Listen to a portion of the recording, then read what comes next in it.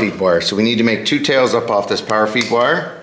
So we're going to take a piece of excess wire, we're going to cut it in half, we're going to strip it.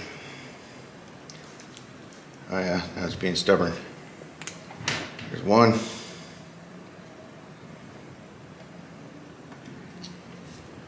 There's 2.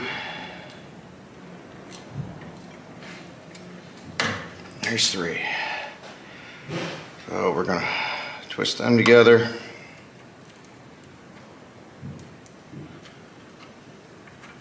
Give them a good twist. Cut the end off. Put the wire nut on.